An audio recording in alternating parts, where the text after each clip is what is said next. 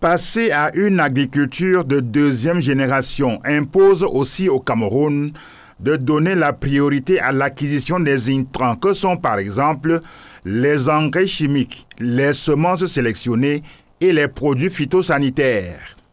Dans le but de relever les niveaux quantitatifs et qualitatifs de la production, améliorer la productivité et satisfaire le marché national ainsi que écouler le reste vers l'étranger.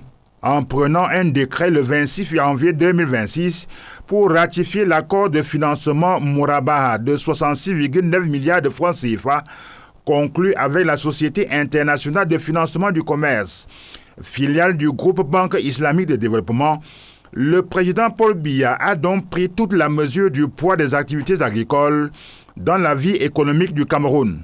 La mobilisation de ces ressources est d'autant plus opportune qu'il est nécessaire de soutenir les agro-industries, telles la Cameroon Development Corporation et Pamo Plantations, dans les filières palmiers à huile dans la région du Sud-Ouest. La Société de développement du coton dans la filière coton, qui couvre l'essentiel des régions du Nord et de l'extrême Nord.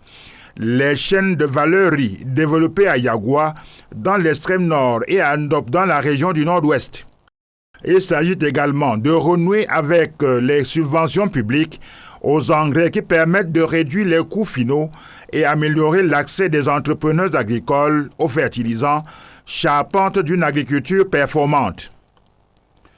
Pour la campagne agricole 2025-2026, l'État densifie ses appuis aux producteurs agricoles avec une subvention de 26 milliards de francs CFA pour les engrais en vue de maintenir les prix accessibles.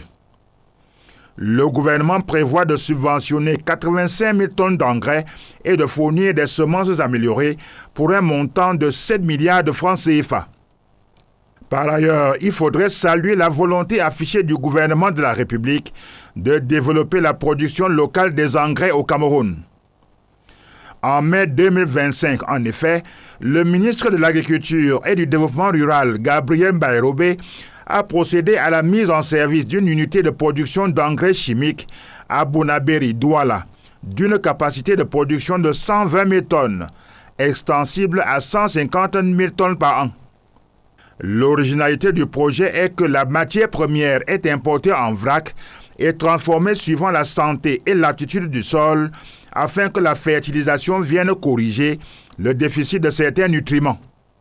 Normal que la mise en service de cette unité réduise de moitié les importations annuelles d'engrais qui, en 2023, avaient coûté à l'État 70,9 milliards de francs CFA.